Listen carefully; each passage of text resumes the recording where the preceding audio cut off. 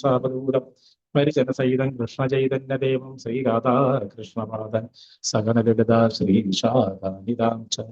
ഹേ കൃഷ്ണ കരുണാ സിന്ധു ദീനബന്ധു ജൽപദേ ഗോപേശ ഗോപികാ കാന്ത രാധാകാന്ത നമസ്തുതേ. ഭക്തകാഞ്ചന ഗൗരാംഗി രാധേ വൃന്ദാവനേശ്വരി വൃഷഭാനുസുതേ ദേവി പ്രണമാമി ഹരിപ്രീം. പാഞ്ചാകൽപതരുവിച്ച കൃപാ സിന്ധുദേവച്ച പതിതനാം പാവനേഭ്യോ വൈശവേഭ്യോ നമോ നമഃ. നമോ വിഷ്ണുപാദായ കൃഷ്ണപ്രേഷ്ഠായ ഭൂതലേ ശ്രീമതേ ഭക്തിവേദാന്ത സ്വാമിനിധി നാമിനി. നമസ്തേ സാരസ്വതേ ദേവി ഗൗരവാണി പ്രചാരിണി നിർവിശേഷ ശൂന്യാവചാരിണി. ജയ ശ്രീകൃഷ്ണ ചൈതന്യ പ്രഭു നിത്യാനന്ദ ശ്രീ അദ്വൈത ഗദാധര ശ്രീവാസാദി ഗൗരഭക്തവൃന്ദ. ഹരേ കൃഷ്ണ കൃഷ്ണ കൃഷ്ണ ഹരേ ഹരേ, ഹരേ രാമ രാമ രാമ ഹരേ ഹരേ.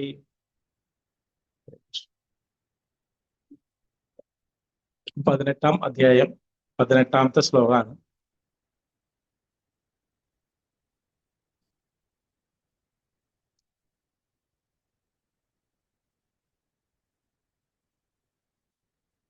നൂറാശം ചൊല്ലാം, അതിനുശേഷം ഏറ്റു ചൊല്ലാം. ജ്ഞാനം ജ്ഞേയം പരിജ്ഞാത ത്രിവിധ കർമ്മചോദന കരണം കർമ്മ കർത്തേതി ത്രിവിധ കർമ്മ സംഗ്രഹ. ചൊല്ലാം.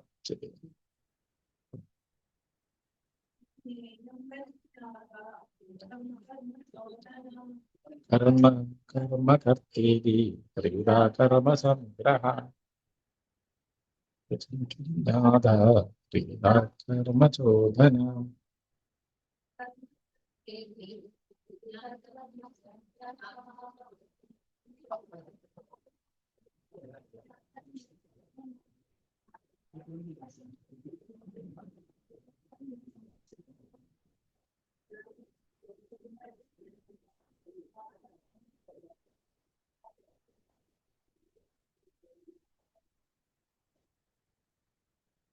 ജ്ഞാനം ജ്ഞേയം പരിജ്ഞാത കർമ്മ ചോദന കരണം കർമ്മ കർത്തേതി ത്രിവിധ കർമ്മ സംഗ്രഹ.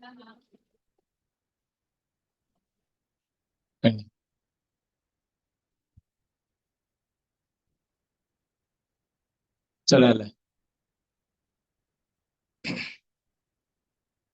ജ്ഞാനം, ജ്ഞാനവിഷയം, ജ്ഞാനി എന്നീ 3 ഘടകങ്ങളാണ് കർമ്മത്തിന് പ്രേരകങ്ങൾ. ഇന്ദ്രിയങ്ങൾ, കർമ്മം, കർത്താവ് എന്നിവ അതിന്റെ ഘടകങ്ങളും. ഭാവാർത്ഥം ശ്രീലപ്രഭുപാദയ്ക്ക് ചെയ്യും. നിത്യകർമ്മങ്ങൾക്ക് 3 തരം പ്രേരകങ്ങളുണ്ട്. ജ്ഞാനം, ജ്ഞാനവിഷയം, ജ്ഞാനി എന്നിവ കർമ്മോപകരണങ്ങൾ. കർമ്മം, കർത്താവ് എന്നിവയെ കർമ്മഘടകങ്ങൾ എന്ന് പറയുന്നു. മനുഷ്യന്റെ ഏതൊരു പ്രവൃത്തിക്കും ഈ മൂലഘടകങ്ങൾ ഉണ്ടായിരിക്കും. പ്രവൃത്തിക്ക് മുമ്പായി ഒരു പ്രേരണയുണ്ട്. ഇതിനെ പ്രചോദനം എന്ന് പറയുന്നു. പ്രവൃത്തി ആരംഭിക്കുന്നതിന് മുമ്പ് തയ്യാറാക്കപ്പെടുന്ന പരിപാടി യാഥാർത്ഥ കർമ്മത്തിന്റെ സൂക്ഷ്മ രൂപമത്രേ. അതിൽ നിന്ന് കർമ്മം രൂപമെടുക്കുന്നു.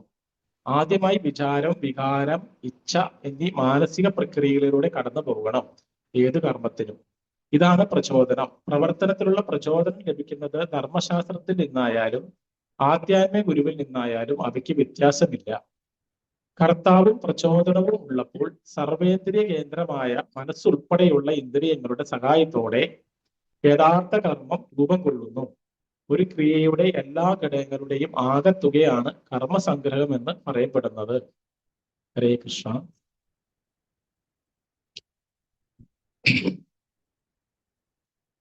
ശരിക്കും ഇവിടെ ഇങ്ങനെ പറയാനുള്ളൊരു യോഗ്യത ഒന്നും ഇവിടെ എനിക്കുമില്ല. ഞാൻ ഈ യോഗ്യതയെ കുറിച്ച് പറയുമ്പോൾ ഞാൻ നാട്ടിലൊരു തമാശയാണ്. അതായത് ഒരു വികാരി ക്ലാസിനെ കുറിച്ച് പറഞ്ഞ അച്ഛൻ്റെ അടുത്തായിരുന്നു.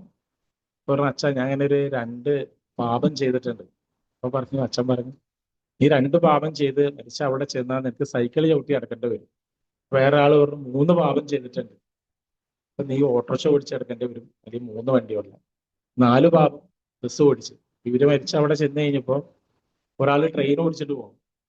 അപ്പൊ പറഞ്ഞു, അതാ ഔസേപ്പെ നമ്മളോട് ആ പറഞ്ഞ വികാരിയല്ലേ ആ ട്രെയിൻ ഓടിച്ചു പോണത് എന്നുപോലെ ഇവിടെ നിന്ന് പറയുന്ന ആചാര്യ ട്രെയിൻ ഓടിച്ചു പോണ കാണും. അതുകൊണ്ട് ഇവിടെ ഇരുന്ന് പറയാൻ അങ്ങനെയുള്ള ഒരു യോഗ്യതയില്ല. എന്നാലും നമ്മുടെ ശ്രേഷ്ഠ വൈഷ്ണവര് നമ്മളോട് ആജ്ഞാപിക്കുമ്പോ നമുക്കത് പറയാതെ വയ്യ. ഞാനിപ്പോ ഒരു വർഷമായിട്ട് ക്ലാസ് ഒന്നും എടുക്കാനുള്ള, എന്നെ തന്നെ ഒന്ന് നന്നാക്കാം, എന്നിട്ട് വന്ന് ഇവിടെ ഇരിക്കാം എന്ന് വിചാരിച്ചു. പക്ഷെ വഞ്ചി ഇപ്പോഴും തിരുനക്കരെ തന്നെ എന്ന് പറയുന്നോട് തന്നെയാണ്. എങ്കിലും പരിശ്രമിക്കാം. എല്ലാ വൈഷ്ണവരുടെയും അനുഗ്രഹത്തിനായി പ്രാർത്ഥിക്കുന്നു. ഇവിടെ ഈ വിഷയത്തില് നമ്മളോട് പറയുന്നത്, ഒരു കർമ്മം ആരംഭിക്കുന്നതിന് മുമ്പ് നമുക്ക് ആ വിഷയത്തെക്കുറിച്ച് ഒരു ജ്ഞാന വിഷയം ജ്ഞാനം ഇതെന്ന് വെച്ച് കഴിഞ്ഞാൽ നമ്മൾ ഒരു പരിപാടി ആരംഭിക്കുന്നതിന് മുമ്പ് അത് എന്താണ് ചെയ്യുന്നത് എന്നുള്ളത് ആദ്യം നമ്മുടെ മനസ്സിൽ പ്ലാൻ ചെയ്യും. അപ്പൊ ഏതൊരു പരിപാടിക്ക് മുമ്പ് ചിലപ്പോൾ പറയും മഹാന്മാര്, ചിന്ത നന്നായാൽ മതി, പ്രവൃത്തി നന്നായിക്കോളും.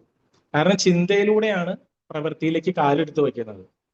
അപ്പൊ ഈ ചിന്ത അത് വളരെ പ്രധാനമാണ്, ജ്ഞാനം എന്താണ് സംഭവം എന്നുള്ളത്. അതുപോലെ നമ്മളൊരു കെട്ടിടം പണി ആദ്യം നമ്മുടെ ഹൃദയത്തിൽ ചിന്തയിൽ പൂർത്തീകരിക്കും. നമ്മൾ ആ വീട് ഇങ്ങനെ പണിതു, എത്ര നില പണിതു, അതിനകത്ത് കിടന്നുറങ്ങുന്നത് വരെ നമ്മുടെ ഇതിൽ കാണും. പക്ഷെ പൂർത്തീകരിക്കാൻ 5 വർഷം എടുക്കും. അതുകൊണ്ടാണ് ചിന്തയാണ് ഏറ്റവും ആദ്യം ശ്രദ്ധിക്കേണ്ടത്, ജ്ഞാനം. അപ്പൊ നമ്മുടെ ടെൻഷൻ എന്ത് കാര്യത്തിനും പറയുന്ന ആൾക്കാർ ചിന്തയെ ശ്രദ്ധിക്കൂ, കർമ്മം പിന്നെ നോക്കാം. അപ്പൊ ചിന്ത പ്രോപ്പർ ആയിരിക്കണം. അതാണ് കർമ്മം ചെയ്യുമ്പോൾ അതുകൊണ്ടാണ് ജ്ഞാന വിഷയം എന്ന് പറയുന്നത് ഒബ്ജക്ട് ഓഫ് ദി നോളജ്. നമ്മൾ എന്ത് കാര്യത്തിനാണോ, ജ്ഞാനത്തിന്റെ ലക്ഷ്യം എന്താണ് എന്നുള്ള കാര്യവും വേണം. പിന്നെ ജ്ഞാനി, ആ കർത്താവ്, കാര്യം ചെയ്യുന്ന ആള് ജ്ഞാനി. അപ്പൊ ജ്ഞാന വിഷയം ജ്ഞാനം. പിന്നെ കർമ്മം, അത് ആ ജ്ഞാന വിഷയം വന്നു കഴിഞ്ഞാൽ പിന്നെ ചെയ്യുന്ന പരിപാടിയാണ് കർമ്മം. ഈ കർമ്മം ചെയ്യണമെങ്കിൽ എന്താണ്, ഇന്ദ്രിയങ്ങളിലൂടെയാണ് നമ്മൾ കർമ്മം ചെയ്യുന്നത്. അത് നാക്കാവാം, അല്ലെങ്കിൽ പ്രവൃത്തികളാവാം. അപ്പൊ ആ കർമ്മേന്ദ്രിയങ്ങള്, പിന്നെ കർമ്മം, കർത്താവ്, ചെയ്യുന്ന വ്യക്തി. അപ്പൊ ജ്ഞാനിയും കർത്താവും ഒന്നായിരിക്കും, ജ്ഞാനം മറ്റൊന്നായിരിക്കും. അപ്പൊ അതുകൊണ്ടാണ് ശ്രീല പ്രഭുപാദർ ഇവിടെ പറഞ്ഞിരിക്കുന്നത്, ഈ ജ്ഞാനത്തിന്റെ പ്രചോദനം അത് എവിടെ നിന്നായിരിക്കണം? അത് ആധ്യാത്മിക ഗുരുവിൽ നിന്നോ അല്ലെങ്കിൽ ഇത്തരത്തിലുള്ള വൈദിക ശാസ്ത്രങ്ങളിൽ നിന്നോ പ്രചോദനം ഉൾക്കൊണ്ട് കഴിഞ്ഞാൽ ആ കർമ്മമൊക്കെ സെയിം ആയിരിക്കും. അതായത് നല്ല കർമ്മമായിരിക്കും, സാത്വിക കർമ്മമായിരിക്കും. ഈ കർമ്മത്തിനുള്ള പ്രചോദനം നമുക്ക് എവിടെ നിന്ന് കിട്ടണം? ഈ വൈദിക ഗ്രന്ഥങ്ങൾ, ഭഗവത്ഗീത പോലുള്ള ഗ്രന്ഥങ്ങളിൽ നിന്ന് നമുക്ക് കിട്ടണം. അപ്പൊ ഈ കിട്ടുന്നതിലാണ് നമ്മുടെ കർമ്മശുദ്ധിയും. ഈ താഴോട്ടുള്ള ശ്ലോകങ്ങളെല്ലാം പറയുന്നത് 3 തരത്തിലുള്ള കർമ്മങ്ങളെ കുറിച്ചാണ്. അത് അടുത്തുള്ള ക്ലാസ്സിൽ പറയും. സാത്വിക കർമ്മം, രാജസിക കർമ്മം, താമസിക കർമ്മം. അപ്പൊ അതിന്റെ പ്രചോദനം എങ്ങനെയാണെന്നുള്ളതൊക്കെ ഇതിനകത്ത് പറയും. നമുക്ക് ഈ വിഷയത്തിലേക്ക് കടക്കാം. കിടക്കുന്നതിന് മുമ്പ് എന്താ വെച്ച് കഴിഞ്ഞാല്, ഞാനിപ്പോ ഒരു കാര്യം പ്രശ്നമൊന്നുമില്ല, എന്നാലും പറയാണ്. ഇന്നിപ്പോ ഒരു കലിയുഗത്തില് നമ്മളുടെ ഒരു ആനുകാലിക സംഭവങ്ങൾ, ഇപ്പൊ സമയം കുറയ്ക്കാൻ വേണ്ടി സയൻസ് ഒരുപാട് കണ്ടുപിടുത്തങ്ങൾ നടത്തി. ഇപ്പൊ വീട്ടിൽ തന്നെ ആയാലും ഒരു മിക്സി, അരയ്ക്കാൻ വേണ്ട, ഒന്നും വേണ്ട, അങ്ങനെ വേണ്ട എന്തു പ്രവർത്തിക്കും. ഇപ്പൊ വെളിച്ചെണ്ണ ആട്ടുന്ന വിഷയം പോലും എല്ലാ മെഷീനുകളും അപ്ഡേറ്റഡ് ആയി. പക്ഷെ ആർക്കും സമയമില്ല. സമയം കുറയ്ക്കാൻ വേണ്ടിയിട്ട് മെഷീൻ കണ്ടുപിടിച്ച് കഴിഞ്ഞപ്പോൾ ചോദിക്കുമ്പോൾ പറയാം, അയ്യോ എനിക്ക് സമയമില്ല. ഒന്നിനും സമയമില്ലാത്ത ഒരു തരത്തിലേക്ക് ലോകം എത്തി. ഇപ്പൊ ദൂരം കുറയ്ക്കാൻ വേണ്ടി വാഹനങ്ങളും എല്ലാം, ഫ്ലൈറ്റും എല്ലാം കണ്ടുപിടിച്ചു. ദൂരം കുറച്ച് നമ്മൾക്ക് അകലമില്ല, എല്ലാവരും വേഗം ചെന്ന് കാണാം. പക്ഷെ ദൂരം കുറയ്ക്കാൻ വേണ്ടി കണ്ടുപിടിച്ച വാഹനങ്ങളിലൂടെ ദൂരത്തേക്ക് നമ്മുടെ പ്രിയപ്പെട്ടവർ പോയി. ആരുമില്ല വീട്ടില്. ഇപ്പൊ എന്റെ വീടിന്റെ ഒക്കെ അടുത്ത് ചെന്ന് നോക്കിക്കഴിഞ്ഞാൽ, ഞാൻ്റെയൊക്കെ കുട്ടിക്കാലത്ത് പുഴയുടെ തീരത്ത് ഒരു 10-15 മാവുണ്ട്. ഈ മാവിന്റെ ചുവട്ടില് എല്ലാ പിള്ളേര് വന്ന് മാങ്ങ പറക്കാൻ മുഴുവൻ പിള്ളേര് കലവിലെ കൂടിക്കൊണ്ടിരുന്ന. എന്റെ വീടിന്റെ അടുത്ത് തന്നെ താമസിക്കുന്ന 15ഓളം പിള്ളേര് UK-യിലും ഓസ്ട്രേലിയയിലും ന്യൂസിലൻഡിലുമായിട്ടാണ്. കുട്ടികളില്ല. അപ്പൊ ഈ മാവിൻ ചുവട്ടിലൊക്കെ ഓടിച്ചാടി കളിച്ച് ഒരു കരിയില പോലും ഇല്ലായിരുന്നു. ഇന്ന് കരിയിലെല്ലാം കൂടി എല്ലാവരും ദൂരേക്ക് പോയ കാരണം ഈ കരിയിലെല്ലാം കൂടി പാമ്പുകൾക്ക് വാസകേന്ദ്രമായിട്ട് മാറിയിരിക്കുകയാണ്. ഞാൻ കഴിഞ്ഞ ദിവസം എന്റെ ഫ്രണ്ടിന്റെ വീട്ടിൽ ചെന്ന് കുറച്ച് പാള എടുക്കാനായിട്ട്, അപ്പൊ പാള വാങ്ങിച്ചപ്പോ പറഞ്ഞു, മോനെ, അവരുടെ മക്കളൊന്നുമില്ല, നീ അവിടെ സൂക്ഷിച്ചു വേണം പോവാൻ, അവിടെയൊക്കെ കരിയില കൂടി കിടക്കുക, ഞാൻ മാത്രം ഉള്ളതുകൊണ്ട് അങ്ങോട്ട് പോകലൊന്നുമില്ല. അപ്പൊ അങ്ങനെ തൊടികള്, അപ്പൊ ദൂരം കുറയ്ക്കാൻ വേണ്ടി കണ്ടുപിടിച്ചത് ദൂരത്തേക്ക് മക്കളും എല്ലാവരും ഓടിപ്പോകുന്ന ഒരു കാലഘട്ടം. നമ്മള് പിന്നെ എന്തിനും നമ്മൾ ഏതിനും എങ്ങനെയാ, AI ചോദിച്ചാൽ, ഗൂഗിൾ AI ചോദിച്ചാൽ നമ്മുടെ ജാതകം തുടങ്ങി എല്ലാ കാര്യങ്ങളും ഒന്ന് പറഞ്ഞു തരും. ChatGPT-യോടോ എന്ത് വേണമെങ്കിലും ചോദിച്ചാൽ മതി. എന്ത് സംശയവും, ഏത് സോപ്പിട്ട് അലക്കണം എന്ന് ചോദിച്ചാൽ പോലും ആ ഡിറ്റർജന്റ് ഗുണഗണങ്ങളൊക്കെ പറഞ്ഞു തരും. അങ്ങനെ ഒരു കാലഘട്ടം, എന്തിനും ഏതിനും നമുക്ക് ഉത്തരം നൽകാൻ ഗൂഗിൾ AI-യും ChatGPT-യും ഉള്ള കാലത്ത് നമ്മുടെ ഒരു മനോവിഷമത്തിന് തോളത്ത് തട്ടുന്ന ഒരു മനുഷ്യൻ തന്നെ വേണം. എടാ, നിന്റെ പ്രശ്നം നീ വിഷമിക്കേണ്ട, നിന്നോടൊപ്പം ഞാനുണ്ട് എന്ന് പറഞ്ഞാലാണ് ആ വിഷമം തീരുള്ളൂ. അവിടെ ChatGPT-യോ AI-യോ ഒരു കൃത്രിമൊന്നും പറ്റില്ല. അപ്പൊ മനുഷ്യന്റെ സ്വാതന്ത്ര്യ സ്പർശനത്തിന് ആര് വേണം? മനുഷ്യൻ തന്നെ വേണം. വിഷമങ്ങൾ വരുമ്പോൾ മനുഷ്യൻ വേണം, യന്ത്രങ്ങൾ പോരാ. തോളത്ത് തട്ടുന്ന, സ്നേഹത്തോടെ വിളിക്കുന്ന ഒരു മനുഷ്യര് വേണം. അങ്ങനെ ഒരു കാലഘട്ടത്തിലാണ് ഈ കലിയുഗം നമ്മുടെ ജീവിതം എളുപ്പമാക്കാൻ വേണ്ടി കണ്ടുപിടിച്ചതെല്ലാം നമ്മളെ ഏകാന്തതയിലേക്കും ഒരു മുറിയുടെ ഉള്ളിലേക്ക് കൂട്ടുക ചെയ്തത്. പിന്നെ നമ്മുടെ കണക്ടിവിറ്റി കൂട്ടാൻ വേണ്ടിയിട്ടാണ് സോഷ്യൽ മീഡിയ. എളുപ്പം കണക്ഷൻ കിട്ടാൻ വേണ്ടിയിട്ടായിരുന്നു. നമ്മൾ ലുലു കണക്ട് ചെന്ന നമുക്ക് കണക്ഷൻ കിട്ടാൻ വേണ്ടിയിട്ടുള്ള മൊബൈൽ ഫോണും എല്ലാം ഉണ്ട്. പക്ഷെ എല്ലാവരും ഡിസ്കണക്ട് ആയി. കണക്ഷൻ എന്ന് വെച്ചാൽ വീട്ടിൽ ചെന്ന് കഴിഞ്ഞാൽ മകൻ ഒരു മൊബൈലില്, ഞാനൊരു മൊബൈല്, അവളൊരു മൊബൈല്, വൈഫ്, എല്ലാവരും ഓരോരോ മൊബൈലില്. അപ്പൊ കണക്റ്റഡ് എന്ന് പറയാൻ ഡിസ്കണക്ട് ആയി. അത്യാവശ്യം വിളിക്കാനുള്ള സാധനമായി. അപ്പൊ ഈ സാധനം ഇല്ലാതിരുന്നപ്പോൾ എല്ലാവരും തമ്മിൽ കണക്ഷൻ ഉണ്ടായിരുന്നു. അപ്പൊ ആധുനിക സയൻസ് എന്തിനു വേണ്ടിയാണോ കൊണ്ടുവന്നത് അതിന്റെ ഓപ്പോസിറ്റാണ് സംഭവിക്കുന്നത്. അപ്പൊ കണക്ഷന് ഡിസ്കണക്ഷനായി. ദൂരം കുറയ്ക്കാൻ വേണ്ടി വന്നത് ദൂരേക്ക് പോയി എല്ലാവരും.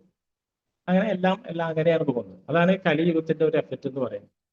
അപ്പൊ ഇവിടെ നമുക്ക് ഒരു ശാസ്ത്രം, നമ്മൾ എവിടെ നിന്നാണ് ജ്ഞാനം ഉൾക്കൊള്ളേണ്ടത്, അത് ശാസ്ത്രത്തിൽ നിന്നാന്ന് പറയുന്നത്. അപ്പൊ ശാസ്ത്രത്തിലുള്ള ഒരു ജ്ഞാനത്തിനെ കുറിച്ച് ഒരു ചെറിയൊരു കഥ പറഞ്ഞ് നമുക്ക് നിർത്താം. അതായത് അറ്റാച്ച്മെന്റ് 2 തരത്തിലുണ്ട്. രാഗദേശം. നമ്മളോട് പറയും രാഗദേശങ്ങൾ ഒഴിഞ്ഞ് ജീവിക്കണം.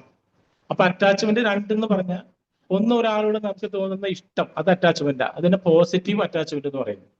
ദേഷ്യം, നമുക്ക് വേറെ ആളോട് വെറുപ്പുണ്ടെങ്കിലും നമ്മൾ അവനെ കുറിച്ച് ചിന്തിക്കും, ഓ ഇവൻ ഇങ്ങനെ ചെയ്തോ, അല്ലെങ്കിൽ അയാളെ നശിപ്പിക്കണം, സദാ നശിപ്പിക്കണം. അതിനെ നെഗറ്റീവ് അറ്റാച്ച്മെന്റ് എന്നും പറയും. ഈ 2 അറ്റാച്ച്മെന്റും ഒഴിയുന്നതാണ് ജീവിതം എന്നാ പറയാ. ഈ 2 അറ്റാച്ച്മെന്റിന്റെ ഒരു ഉദാഹരണമാണ് എന്ത്, നമ്മുടെ ഭഗവത്ഗീതയില് അർജുനന് ഒരു പോസിറ്റീവ് അറ്റാച്ച്മെന്റ് ആയിരുന്നു. അപ്പൊ ഈ പോസിറ്റീവ് അറ്റാച്ച്മെന്റ് ഉണ്ടായപ്പോ അർജുനൻ പറഞ്ഞ എന്താ, ഞാൻ യുദ്ധം ചെയ്യില്ല, എന്റെ വേണ്ടപ്പെട്ടവരെല്ലാം മരിച്ചു വീഴും, അവരൊക്കെ ഇനി കാണാൻ കഴിയുമോ, ഞാൻ വിജയിച്ചാലും ജീവിച്ചാലും ഇവരെ ഇല്ലെങ്കിൽ എന്ത് സംഭവിക്കും എന്നെല്ലാം ഓർത്ത് അസ്ത്രം താഴെ വീഴുന്നു, മുഖം വരളുന്നു, ശരീരം ആകെ പറിക്കുന്നു, എനിക്ക് യുദ്ധഭൂമിയിൽ നിൽക്കാൻ പറ്റണില്ല എന്ന് പറയുന്നു. ദുര്യോധനാകട്ടെ വെറുപ്പിന്റെ ഒരു ചിന്താഗതിയായിട്ടാണ് വന്നത്, അതും നാശത്തിലേക്ക് പോകും. അപ്പൊ ഈ വെറുപ്പ് എന്ന് പറയുന്നതാണ് ഏറ്റവും നെഗറ്റീവ് ആയിട്ടുള്ള ഒരു കാര്യം. അതിനെക്കുറിച്ച് ഒരു ടീച്ചർ കുട്ടികളോട് പറയുന്നുണ്ട്. ടീച്ചർ എല്ലാവർക്കും ക്ലാസ്സിലെ കുട്ടികളോട് ചോദിച്ചു, നിങ്ങൾക്ക് വെറുപ്പുണ്ടോ ആരെങ്കിലോട്? ഉവ്വ. അപ്പൊ കുട്ടികൾ പറഞ്ഞു, എത്ര പേരോട് വെറുപ്പുണ്ട്? ഇപ്പൊ ഒരാള്, ചിലവർ 5 പേരോട്, 15 പേരോട്. ഇപ്പൊ ടീച്ചർ കുറച്ച് ഉരുളക്കിഴങ്ങ് എല്ലാവർക്കും കൊടുത്തു. എന്നിട്ട് പറഞ്ഞു, നിങ്ങളുടെ വെറുപ്പുള്ളവരുടെ പേര് ഈ ഉരുളക്കിഴങ്ങിൽ എഴുതാൻ പറഞ്ഞു. അവരെല്ലാവരും ഉരുളക്കിഴങ്ങിന്റെ പേര് എഴുതിയിട്ട് ഇത് ബാഗിൽ സൂക്ഷിക്കാൻ പറഞ്ഞു. എന്നിട്ട് പറഞ്ഞു, ഈ ബാഗിൽ നിന്ന് ഞാൻ പറയാതെ എടുത്തു കളയാൻ പാടില്ല, ഇത് എടുത്തു കളഞ്ഞാൽ അവനെ ക്ലാസ്സിൽ നിന്ന് പുറത്താക്കും, പരീക്ഷയ്ക്ക് മാർക്ക് തരില്ല. ഓ ഇത് വലിയ കഷ്ടമായല്ലോ എന്ന് പറഞ്ഞിട്ട് ഇവര് വീട്ടിൽ കൊണ്ടേ ഒരാഴ്ചയായിട്ടും ടീച്ചറെ എടുത്ത് കളയാൻ പറയുന്നില്ല. ആകെ പഴുത്ത് ചീഞ്ഞ് നാറി ഇതൊക്കെ ഇരിക്കുക. അപ്പൊ ഇവര് ആകെ ഇത് എന്ത് ചെയ്യുന്ന ഓർത്ത് കൂട്ടുകാർ തമ്മിൽ അങ്ങോട്ടും ഇങ്ങോട്ടും പറയിച്ചാലായി. ലാസ്റ്റ് ടീച്ചർ പറഞ്ഞു, എല്ലാവരും ഉരുളക്കിഴങ്ങ് ബാഗിൽ ഉണ്ടാവുന്നുണ്ട്, അത് ജനലിന്റെ ഉള്ളിൽ കൂടെ കളയാൻ പറഞ്ഞു. എല്ലാവരും സന്തോഷത്തോടുകൂടി ബാഗിൽ നിന്ന് എടുത്ത് കാറ്റിക്കളഞ്ഞു. അത് കാറ്റിക്കളഞ്ഞു കഴിഞ്ഞപ്പോ അവര് ചോദിച്ചു, ഇപ്പൊ എങ്ങനെയുണ്ട്? ഇപ്പോഴാണ് ടീച്ചറെ സുഖമായത്, കാരണം ഈ ഉരുളക്കിഴങ്ങ് പഴുത്ത് ഒലിച്ച് ഞങ്ങളുടെ ബുക്ക് നനഞ്ഞ് ഞങ്ങൾക്ക് ഒരു മണം എടുക്കുന്നു, ആകെ ബുദ്ധിമുട്ടാണ്. അപ്പൊ ടീച്ചർ പറഞ്ഞു, ഇത് തന്നെയാണ്, ഈ വെറുപ്പ് നമ്മുടെ ഉള്ളിൽ കിടന്നു കഴിഞ്ഞു കഴിഞ്ഞാൽ ഇത് പൊട്ടി ഒലിച്ച് ആകെ നമ്മളിൽ തന്നെ വ്രണം രൂപീകരിച്ച് നമുക്ക് തന്നെ ഒരു നാറ്റം പുറപ്പെടും. അതുകൊണ്ട് ഈ വെറുപ്പിന്റെ ഉരുളക്കിഴങ്ങ്, വെറുപ്പ് നമ്മുടെ ഉള്ളിൽ നിന്ന് എടുത്തു കളഞ്ഞാൽ മാത്രമാണ് ജീവിതം ശാന്തമാവുള്ളൂ. അപ്പൊ ഒരു ഡോക്ടർ പറഞ്ഞാൽ, ഈ ഒരുപാട് വെറുത്ത് കഴിഞ്ഞാൽ അടുത്ത ജന്മം വെറുക്കപ്പെട്ട വ്യക്തിയുടെ സ്വഭാവത്തോടു കൂടി നമ്മൾ ജനിക്കും എന്ന് പറഞ്ഞു പറയാണ്. ഒരു സയന്റിഫിക് വിദ്യാർത്ഥി പറയുന്നുണ്ട്.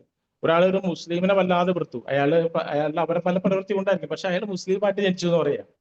ഒരാൾ അല്ലെങ്കിൽ ഒരു വിദേശീനെ എടുത്തു, അപ്പൊ ആ സ്ഥലത്ത് ജനിക്കും, അയാളത്തിനെ കുറിച്ച് ചിന്തിച്ച് അങ്ങനെ ആയിപ്പോകും. അതുകൊണ്ട് ഈ വെറുപ്പ് നമുക്ക് എടുത്തു കളയേണ്ടതാണ്, ഈ രാഗദേശങ്ങളിലെ ഇത്. കാരണം രാഗം എന്ന് പറയുന്നത് ഒരു പോസിറ്റീവ് അപ്രോച്ച് ആണെങ്കിലും അത് കൂടിപ്പോകാൻ പാടില്ല. അത് കൂടിപ്പോയി കഴിയുമ്പോൾ അർജുനന് ഉത്തരവാദിത്തങ്ങൾ ചെയ്യാൻ കഴിഞ്ഞില്ല. പക്ഷെ അതൊരു സോഫ്റ്റ് ഹാർട്ടിന്റെ ഗുണമാണ്. അതാണ് വെറും വൈഷ്ണവന്റെ ഗുണമാണ് മറ്റൊരാൾ വേദനിക്കുമ്പോൾ സ്വന്തം ഹൃദയവും വേദനിക്കുന്നത്. അത് ഉത്തരവാദിത്തങ്ങളിൽ നിന്ന് ഒളിച്ചോടുന്ന തലത്തിലേക്ക് പോയപ്പോഴാണ് ഭഗവാൻ പക്ഷെ ഈ ഒരു നല്ല ഗുണത്തിന്റെ കൂടെയാണ്, അർജുനന്റെ കൂടെയാണ് നിൽക്കുന്നത്. അപ്പൊ നമുക്കറിയാം ദുര്യോധനൻ എങ്ങനെയാണ് ഈ വെറുപ്പിന്റെ ഇതിലേക്ക് കടന്നു വരുന്നത് എന്ന്. നമുക്ക് 1-ാം അധ്യായം ചിന്തിച്ചു കഴിഞ്ഞാൽ ഈ രണ്ടാളുകളുടെയും കാഴ്ചപ്പാട് കാണാം. ഈ രാഗദേശങ്ങളിലെ കാഴ്ചപ്പാട്. ഒന്നാം അധ്യായത്തിലെ ദുര്യോധനൻ ഇപ്പൊ കുറച്ച് രാജാക്കന്മാരുടെ പേര് പറയുക മാത്രമല്ല, അതിനോടത്തിലൂടെ അദ്ദേഹത്തിന്റെ ഒരു മനസ്സ് നമുക്ക് വായിച്ചെടുക്കാൻ വഴി. അപ്പൊ അദ്ദേഹം കുട്ടിയായിരുന്നപ്പോ തന്നെ പാണ്ഡവര് വനത്തിൽ വെച്ചിട്ടാണല്ലോ ഇവരുണ്ടാവുന്നതും. പാണ്ഡു, നീ ദേവന്മാരെ പ്രാർത്ഥിച്ച് നിന്റെ ദുർവാസാവ് തന്ന വരം ഉപയോഗിച്ച് പുത്രന്മാരെ സമ്പാദിക്കാൻ പറയുകയും അങ്ങനെ ഇവർ അവിടെ നിന്ന് വളർന്നാണ് കൊട്ടാരത്തിലേക്ക് വരുന്നത്. അവിടെ കൊട്ടാരത്തിലേക്ക് വരുന്നതിന് മുമ്പ് ഈ ദുര്യോധനൻ വളരെ സന്തോഷവാനായിരുന്നു. കാരണം എന്താ വെച്ച് കഴിഞ്ഞാൽ ഇവരാരും ഇല്ലെങ്കിൽ അടുത്ത രാജാവ് ഞാനാണ് എന്നുള്ള ഒരു വളരെ ഉത്സാഹത്തിലൊക്കെ നടക്കുകയായിരുന്നു. അങ്ങനെ ഈ പാണ്ഡവര് കുട്ടികൾ ഇവിടെ എത്തിക്കഴിഞ്ഞപ്പോ ഈ ദുര്യോധനന്റെ മനസ്സ് ഇതുപോലെ വെറുപ്പ് കൊണ്ട് പൊട്ടി ഒലിക്കാൻ തുടങ്ങി. ദുര്യോധനൻ അവിടെ ഇരുന്നിട്ട് എന്താ പറഞ്ഞു വെച്ച് കഴിഞ്ഞാല് ഈ അവിടെയുള്ള സെർവന്റിന് തുടങ്ങി വേലക്കാര് തുടങ്ങി ഗുരുമുനു വര്യന്മാർക്ക് എല്ലാവർക്കും ഈ പാണ്ഡവരോടൊരു പ്രത്യേക സ്നേഹം. അവരടുത്ത് ഓടി ചെന്ന് വർത്താനം പറയാ, വിശേഷം ചോദിക്കുക, പാണ്ഡവരെ തന്നെ അവർ സ്നേഹിക്കുന്നു. ഇത് കണ്ടോടുകൂടി യുധിഷ്ഠിരന്റെ അടുത്ത് മുനിമാര് വന്നാൽ യുധിഷ്ഠിരെ കാണാൻ പോകുന്നു. ദുര്യോധനൻ എന്തുണ്ടായി, ഒരു വെറുപ്പ് തുടങ്ങാണ്. ഇത് എന്റെ അധികാരം പോകും, ഈ അധികാരം പോകും എന്നുള്ള ഒരു തോന്നൽ വന്നിട്ട് ഇവരെ എങ്ങനെയും ഉപദ്രവിക്കണം. അപ്പൊ കുട്ടിയായിരിക്കുമ്പോഴേ ദുര്യോധനന് ഈ വെറുപ്പ് വളരാണ് ഇവരോട്.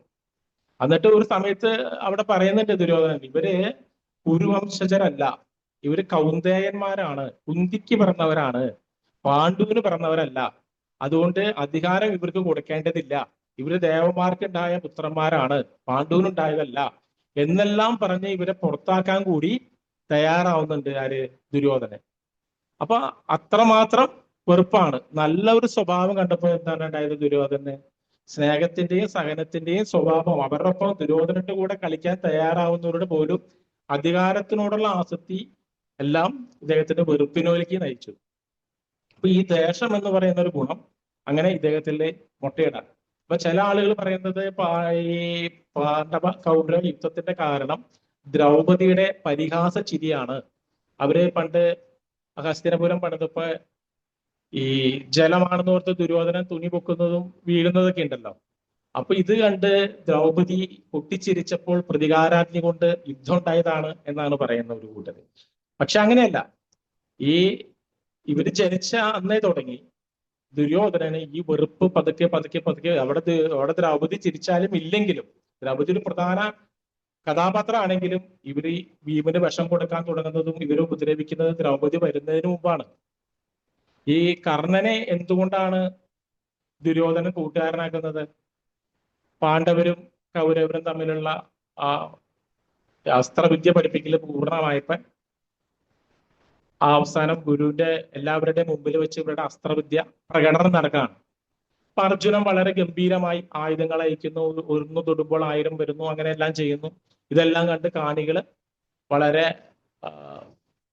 എന്താ പറയാ പ്രകമ്പതരായി നിൽക്കുന്ന സമയത്താണ് കർണൻ വന്നിട്ട് ഞാൻ ഈ അർജുനൻ ചെയ്യുന്നേക്കാളും അപ്പുറം ചെയ്യാം, ഇവനെ ഞാൻ തോൽപ്പിക്കാം എന്നെല്ലാം പറയുന്നത്.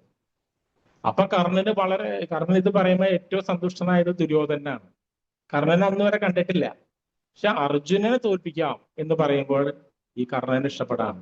അപ്പോഴാണ് ഒരു ക്ഷത്രിയൻ വേണം, ഒരു ക്ഷത്രിയനായാൽ മാത്രമാണ് ഈ അർജുനനായിട്ട് നിനക്ക് പടപെട്ടാൻ പറ്റുള്ളൂ, നീ ഏത് ക്ഷത്രിയനാണ് എന്ന് ചോദിക്കുമ്പോ കർണൻ തല താത്തുമ്പോഴാണ് ദുര്യോധന എഴുന്നിട്ട് ഇതായ ഈ ഒരാളുടെ കർമ്മം, സിംഹത്തിനോട് ജാതി ചോദിക്കേണ്ടില്ല, അവന്റെ ശൗര്യം കണ്ടില്ലേ എന്നെല്ലാം ചോദിച്ച് വേദങ്ങളിലെ പാഠങ്ങളൊക്കെ ഇപ്പൊ ദുര്യോധനം പറയുന്നുണ്ട്. ഈ പുരാണങ്ങളിലൊക്കെ അവന്റെ ഗുണം നോക്കിയിട്ടാണ് പുരവൻ ക്ഷത്രിയനാണ് നോക്കുന്നത്. സിംഹഗർജനമാണ് കർണൻ നടത്തുന്നത്, അവന്റെ ആയുധങ്ങൾ കണ്ടില്ലേ, അവരോട് നിങ്ങൾ ജാതി ചോദിക്കേണ്ടതില്ല. ഇനി നിങ്ങളുടെ തൃപ്തിക്ക് അങ്ങനെ രാജാവാണെന്നുണ്ടെങ്കിൽ ഞാൻ ഒരു അംഗരാജ്യം നൽകാം, അവൻ അങ്ങനെ അതിന്റെ രാജാവ് ആയിക്കോട്ടെ, അങ്ങനെ പറഞ്ഞ് രാജാവ് കൊടുക്കുകയാണ്. അപ്പൊ ഇത് കർണനോടുള്ള സ്നേഹം കൊണ്ടല്ല, ഈ പാണ്ഡവരോടുള്ള ദേഷ്യം കൊണ്ട് സുഹൃത്താക്കുന്നതാണ്. അപ്പൊ കർണന് ഒരുപാട് നല്ല നന്മകൾ ഉണ്ടായിരുന്നു. കാരണം ഒരിക്കൽ പറയുന്നുണ്ട് ഈ കർണൻ ഈ അർജുനനോട് കർണന്റെ ദാനപ്രിയത കാണിക്കാൻ വേണ്ടി ഭഗവാൻ ഒരു സ്ഥലത്ത് പറയുന്നുണ്ട്. ഒരു ബ്രാഹ്മണൻ കുട്ടി മരിച്ച് വന്നു വരും, ഒരു ചന്ദനത്തടിയിൽ ദഹിപ്പിക്കണതായിരുന്നു ഈ ബ്രാഹ്മണന്റെ ആഗ്രഹം. അപ്പൊ അർജുനന്റെ അടുത്ത് വരും, ഭഗവാൻ തന്നെ വെച്ച ഒരു ലീലയാണ്. അർജുനന്റെ അടുത്ത് വരുമ്പോൾ അർജുനൻ പടയാളികളെ വെച്ചിട്ട് പറയും, കാട്ടിൽ മുഴുവൻ എവിടെ ചന്ദനമുണ്ടോ അത് വെട്ടിക്കൊണ്ട് വന്ന് ബ്രാഹ്മണന് കൊടുക്കാൻ പറയും. പടയാളികൾ മുഴുവൻ പോയി അടുത്ത ഭാഗത്ത് ഒന്നും ഈ ചന്ദനമില്ല. തിരിച്ചു വന്നു. ഇതുപോലെ ചന്ദനം ഇല്ല എന്ന് പറഞ്ഞു. കർണന്റെ അടുത്ത് നീ കർണന്റെ അടുത്ത് പോവാണ്, അപ്പൊ ഇവിടെ ഇല്ല. കർണന്റെ അടുത്ത് പോകാൻ പറഞ്ഞു. കർണന്റെ അടുത്ത് ചെന്നപ്പോ ഈ ബ്രാഹ്മണൻ ചെന്നു. ഇതുപോലെ കർണൻ സേനകളെ വിട്ടു, കാട്ടിലെല്ലാം പോയി വരാൻ പറഞ്ഞു. ഇവരവിടെ പോയി അന്വേഷിച്ചു വന്നു, ഇതുപോലെ ചന്ദനം ഇല്ല. അപ്പൊ പറഞ്ഞു ചന്ദനം ഇല്ലല്ലോ കർണാന്ന്.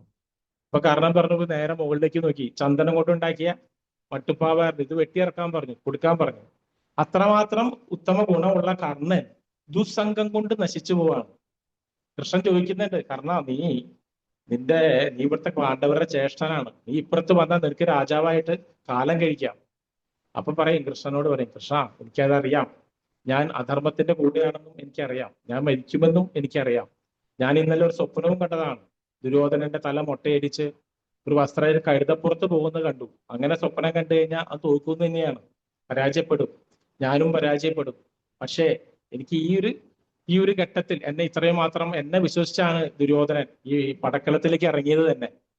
അതുകൊണ്ടാണ് തുടക്കം ഈ കർണൻ ആദ്യത്തെ 10 ദിവസം യുദ്ധം ചെയ്യാൻ വരുന്നില്ല, ഭീഷ്മര് മരിക്കാതെ ഞാൻ വരില്ല എന്ന് പറഞ്ഞു.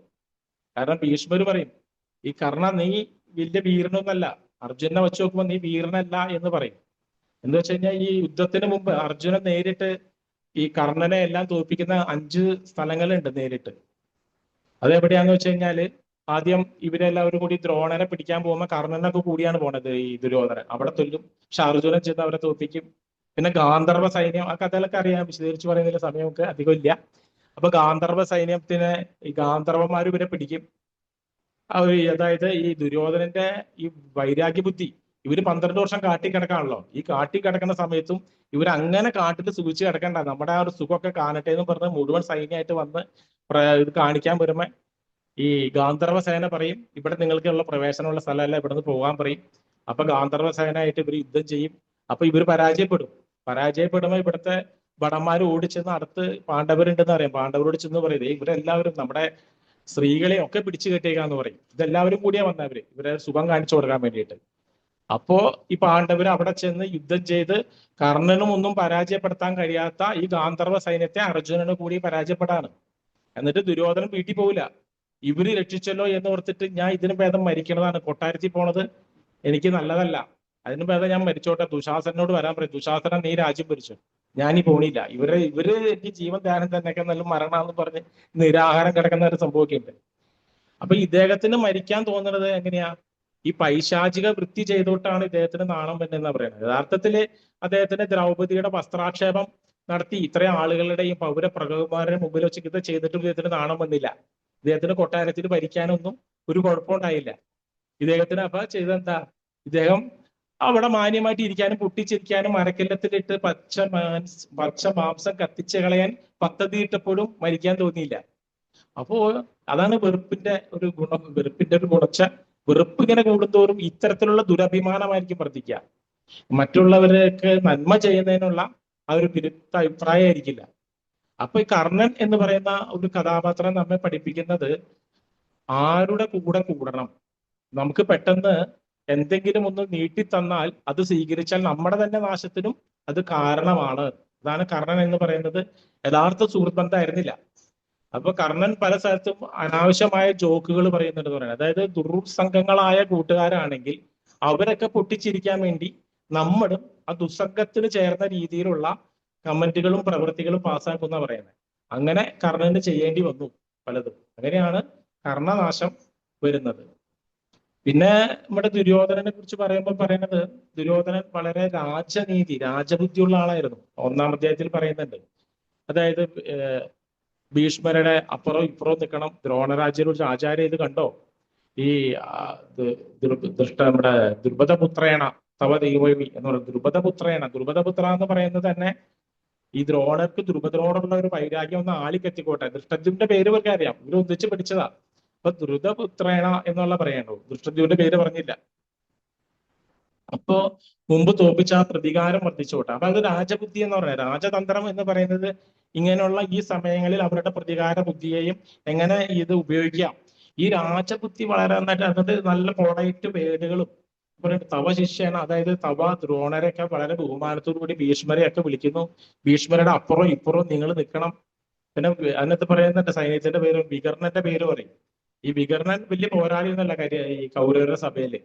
വികർണൻ ആക്ച്വലി ഈ ദ്രൗപദിയെ വസ്ത്രാക്ഷേപം ജ്യേഷ്ഠ ഇത് നല്ലതല്ല, ഇത് കുലനാശത്തിന് കാരണം വരും, അതുകൊണ്ട് സ്ത്രീയെ ഇവിടെ വസ്ത്രാക്ഷേപം ചെയ്യരുതെന്ന് എതിർത്ത ഏക ഒരു സഹോദരൻ വികർണനാണ്. അപ്പൊ ആ വികർണനായ എതിർപ്പ് ഇപ്പോഴും ഉള്ളിൽ ഇല്ലാതിരിക്കട്ടെ എന്ന് ഓർത്ത് ഒരു തന്ത്രപൂർവ്വം വികർണന്റെ പേരൊക്കെ ഈ 1-ാം അധ്യായത്തിൽ പറയുന്നുണ്ട്. വികർണൻ അപ്പൊ അതിന് ഇപ്പുറത്ത് നിന്നോട്ടെ. അങ്ങനെ ഈ രാജതന്ത്രം നന്നായിട്ട് ഉപയോഗിച്ച ഒരാളാണ് ഈ ദുര്യോധനൻ. അപ്പൊ ഇവിടെ പറയുന്നത് വെച്ചാല് ഈ സർപ്പത്തിന്റെ തലയിലെ മാണിക്യം കണ്ട് ആകർഷിക്കുന്ന പോലെയാണ്.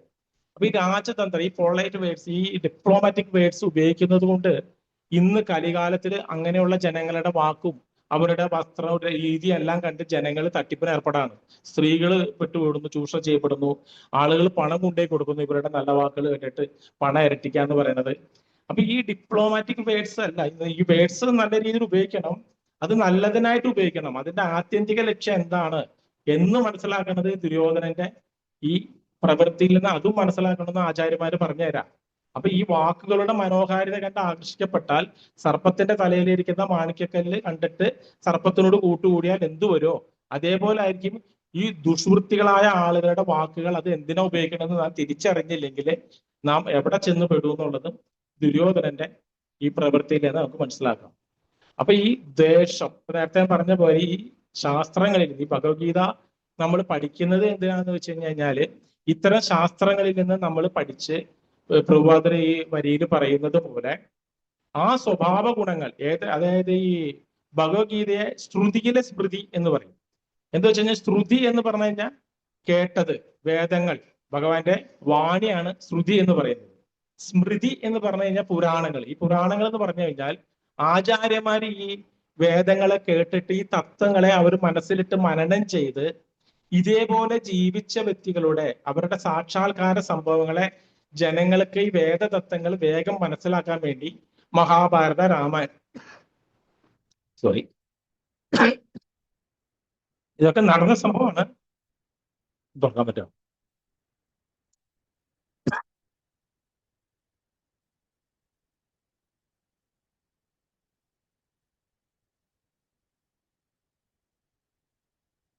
ആചാര്യന്മാര് നമുക്ക് ഈ ചരിത്ര സംഭവങ്ങളെ, വേദങ്ങളിൽ പറഞ്ഞ തത്വങ്ങൾ സാധാരണ ജനങ്ങൾക്ക് മനസ്സിലാക്കാൻ വേണ്ടി മഹാഭാരത, രാമായണം മുതലായ ഇതിഹാസ കാവ്യങ്ങളിലൂടെ നമുക്ക് പറഞ്ഞു തരുന്നു.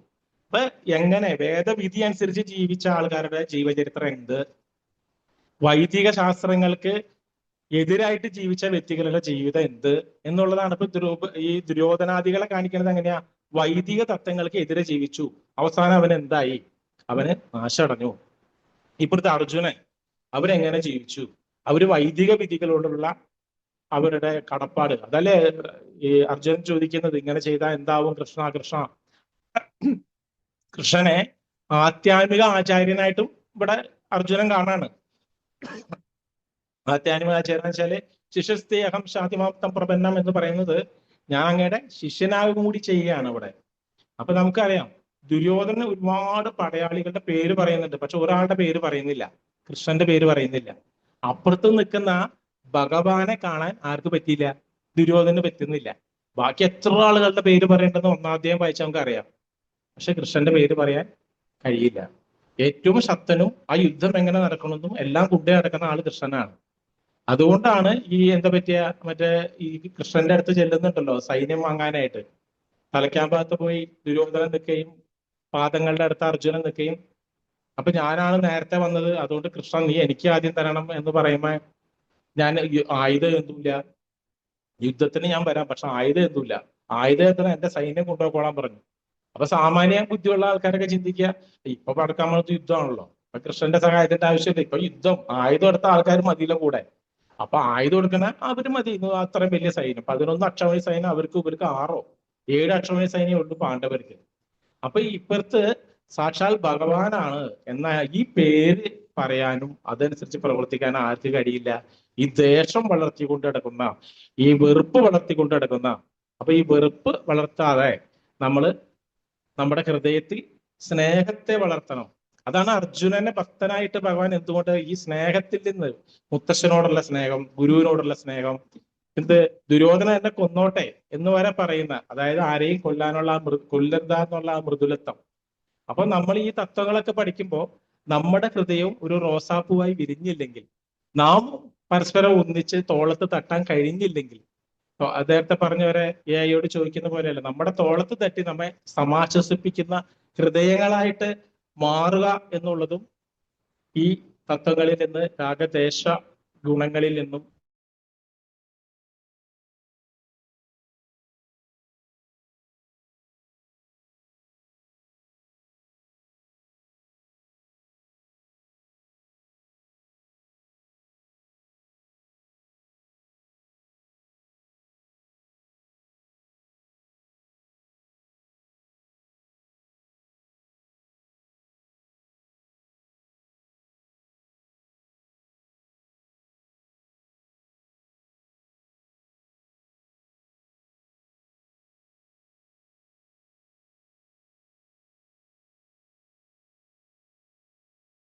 കൃഷ്ണൻ വന്നിരിക്കുന്നതിന് വേണ്ടിയിട്ട് ഈ ചൂലും ചെരുപ്പും എപ്പോഴും നമ്മുടെ കയ്യിൽ കരുതണം, നമ്മുടെ ഹൃദയം. അപ്പൊ ഈ പുരാണങ്ങൾ ഇതെല്ലാം നമ്മളെ പഠിപ്പിക്കുന്നത് നമ്മുടെ ഹൃദയ ശുദ്ധീകരണത്തിനായിട്ട് വേണ്ടിയാണ്. അപ്പൊ ഈ കാര്യങ്ങളാണ് രാഗദേശ ഈകൾ വെടിയാൻ വേണ്ടിയിട്ട്, അതായത് ചെറിയൊരു തത്വം നമ്മളോട് ഇപ്പോൾ രാഗദേശങ്ങള് വെടിയണം എന്ന് പറയുന്ന ഭഗവത്ഗീതയിൽ നിന്നുള്ള ഒരു ഭാഗത്തിൽ നിന്ന് എടുത്തിട്ടാണ് ഞാൻ മഹാഭാരതത്തിലെ ചെറിയൊരു സംഭവത്തോട് പറഞ്ഞ് ഇവിടെ നിങ്ങളുടെ മുമ്പിൽ സമർപ്പിക്കുകയാണ്. എന്തെങ്കിലും അവിവേകം പറഞ്ഞിട്ടുണ്ടെങ്കിൽ അത് എൻ്റെ മാത്രം അഹങ്കാരമാണ്.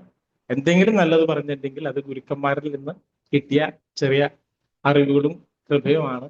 അത് പറഞ്ഞ് ഞാൻ നിർത്തുന്നു. നിങ്ങൾക്ക് എല്ലാവർക്കും എൻ്റെ പ്രണാമം. എന്തെങ്കിലും സംശയങ്ങളോ അല്ലെങ്കിൽ പരസ്പരം പങ്കുവയ്ക്കാം എന്നുള്ളത് പറയാം. ഹരേ കൃഷ്ണ.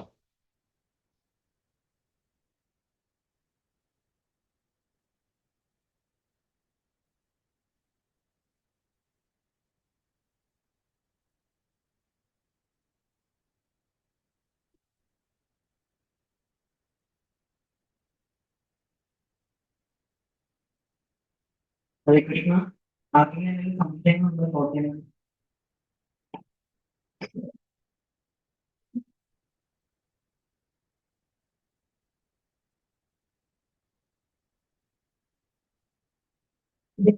Thank U. സംശയം ഉണ്ടായിരുന്നു. നല്ല ക്ലാസ് ആയിരുന്നു, വളരെ നല്ല ക്ലാസ് ആയിരുന്നു. Thank you so much.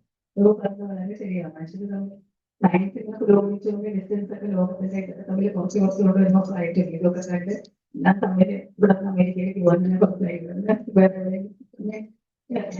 Distance കുറച്ചുകൊണ്ടിരിക്കുമ്പോൾ മനുഷ്യർ തമ്മിലുള്ള ഡിസ്റ്റൻസ് ശരിയാണ്. മനുഷ്യർ തമ്മിലുള്ള ഡിസ്റ്റൻസ് അകന്ന് പോവുക. ഒരേ കൊണ്ട് അപ്പുറമൊക്കെ ഉള്ളവര് പോലും ചാറ്റ് ചെയ്യും, വാട്സാപ്പിൽ കൂടിയും ഫോണിൽ കൂടിയും ചെയ്യുന്നത് പരസ്പരം ഒരു പിക്നിക്കിന് പോവുക എല്ലാവരും കൂടി. അപ്പോൾ ഞാൻ കണ്ട കാഴ്ച ഒരു ഗ്രൂപ്പായിട്ട് വന്നാലും അവരുടെ വാട്സാപ്പ് നോക്കിയിട്ടുണ്ട്. പിന്നെ എന്തിനാണ് വീണ്ടും പോകുന്നതിന് മനസ്സിലാവില്ല. അതുപോലെയാണ്. അപ്പൊ അങ്ങനെ ലോകം ഇങ്ങനെ പോയിക്കൊണ്ടിരിക്കുകയാണ്. ആൾക്കാർ തമ്മിലുള്ള ഹ്യൂമൻ ടച്ച് ഇല്ലാണ്ടിരിക്കുമ്പോൾ നമുക്ക് പ്രൊഫാസില് ഇങ്ങനെ കണ്ടുപിടിച്ച ഇതുപോലെയുള്ള ഈ സത്സംഗങ്ങൾ ഇതുപോലെ ഭയങ്കരമായിട്ട് മനുഷ്യത്വം. കാരണം നമ്മുടെ അയൽവക്കക്കാരെ ഇപ്പൊ പണ്ടങ്ങനെയായിരുന്നു എല്ലാവരും തമ്മിൽ തമ്മിൽ വർത്തമാനം. ഇപ്പൊ അതൊന്നുമില്ല. ഇങ്ങനെയൊക്കെ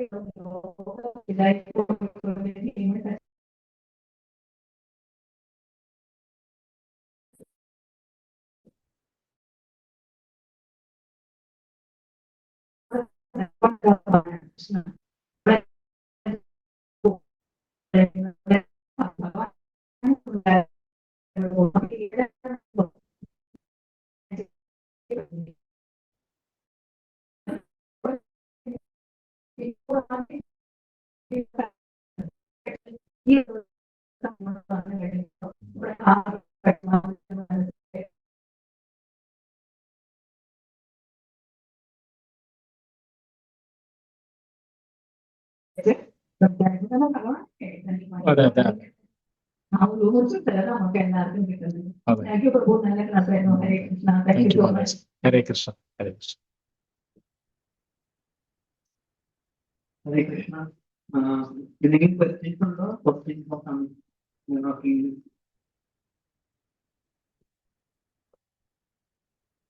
ഹരേ കൃഷ്ണ. താങ്ക് യു പ്രഭു. വളരെ നല്ല ക്ലാസ് ആയിരുന്നു. എഐന്റെ ഇപ്പോ ആധുനിക യുഗത്തിന്റെ ഡിസ്റ്റൻസ് കുറയ്ക്കാനുള്ള കാര്യങ്ങൾ നമ്മുടെ ഡിസ്റ്റൻസ് കൂട്ടുന്നതാണെന്ന് മനസ്സിലായി. പിന്നെ അതിൽ നിന്ന് പാണ്ഡവരുടെ പഞ്ചപാണ്ഡവരുടെയും കൗരവരുടെയും ചോദ്യത്തിലൂടെ എങ്ങനെ നമുക്ക് നമ്മുടെ ഹൃദയത്തിൽ നിന്ന് ദ്വേഷവും പിന്നെ ഹേറ്റ്രഡ് വരെ നമ്മൾ മാറ്റണം എന്ന് മനസ്സിലായി. നമ്മളൊരു യോഗി ആകുമ്പോൾ നമ്മൾ അടുത്ത് നല്ലോണം ബാക്കിയുള്ളവർക്ക് താങ്ങായിട്ട് നിൽക്കണമെന്ന് മനസ്സിലായി. വളരെ നല്ല ക്ലാസ്സായിരുന്നു. പിന്നെ പ്രഭുവിന്റെ ക്ലാസ്സിൽ എനിക്ക് ഏറ്റവും ഇഷ്ടപ്പെടാൻ എന്താണെന്ന് വെച്ചാല് ഭഗവത്ഗീതയിൽ ഞാൻ വായിക്കുമ്പോൾ ഞാൻ കാണാത്ത പല മീനിങ്സും പ്രഭു ഒരു സർപ്രൈസ് പോയിട്ട് വരുന്നു. ഇവിടെ തന്നെ വികർണന്റെ ഒരു ഇത് പറയുന്നുണ്ടായിരുന്നു. വികർണനൊന്ന് താങ്ങി ഇതാക്കാനായിട്ട് നമ്മുടെ ദുര്യോധനൻ അങ്ങനെ പറഞ്ഞിട്ടുണ്ടല്ലോ വികർണാന്ന് പറഞ്ഞിട്ട്. അതൊരു നല്ലൊരു പോയിന്റ് ആയിരുന്നു. പിന്നെ ഇതുപോലെ പണ്ടത്തെ ക്ലാസ്സുകളിൽ ഞാൻ ശ്രദ്ധിച്ചിട്ടുണ്ട്. അപ്പോൾ ഇങ്ങനെ ഡീപ്പർ മീനിങ്സ് ഇങ്ങനെ പറയുന്നു. പിന്നെ കൃഷ്ണൻ ഭഗവാന്റെ പേര് തന്നെ പറഞ്ഞില്ല. ഇങ്ങനെ പാർത്ഥസാരഥി ഭക്തനാണ് പാർത്ഥസാരഥി എന്ന് പറഞ്ഞിട്ട് ഭഗവാനെ പറയും. പക്ഷെ അങ്ങനെ ഒന്നും പറഞ്ഞില്ല. ഒന്നും ഭഗവാൻ അവിടെ ഉണ്ടെന്ന് തന്നെ ദുര്യോധന കാണാൻ പറ്റിയില്ല ആ ദ്വേഷം കൊണ്ട്. അപ്പോ അത് എനിക്ക് നല്ലൊരു ഇഷ്ടപ്പെട്ട പോയിന്റ് ആയിരുന്നു. അപ്പൊ ഭഗവാന്റെ അനുഗ്രഹം ഇല്ലെങ്കിൽ പ്രഭുവിന് ഇങ്ങനെയൊന്നും പറയാൻ പറ്റത്തില്ല. ഭഗവാന്റെ സ്പെഷ്യൽ മനുഷ്യയുള്ള ഒരു വ്യക്തിത്വമാണ്. അപ്പൊ ഹരേകൃഷ്ണ എല്ലാവർക്കും നമുക്ക് നന്ദി സൂചകമായിട്ട് നമുക്ക് ഓർമ്മ ഹരികൃഷ്ണ മഹാമന്ത്രം പ്രഭുവിന് വേണ്ടി ആചരിക്കാം. ഹരേ കൃഷ്ണ ഹരേ കൃഷ്ണ കൃഷ്ണ കൃഷ്ണ ഹരേ ഹരേ ഹരേ രാമ രാമ രാമ ഹരേ ഹരേ ഹരേ കൃഷ്ണ കൃഷ്ണ കൃഷ്ണ ഹരേ ഹരേ ഹരേ രാമ രാമ രാമ ഹരേ ഹരേ ഹരേ കൃഷ്ണ കൃഷ്ണ കൃഷ്ണ ഹരേ ഹരേ ഹരേ രാമ രാമ രാമ ഹരേ ഹരേ. ब्रजेश्वर प्रभु की जय, श्रील प्रभुपाद की जय.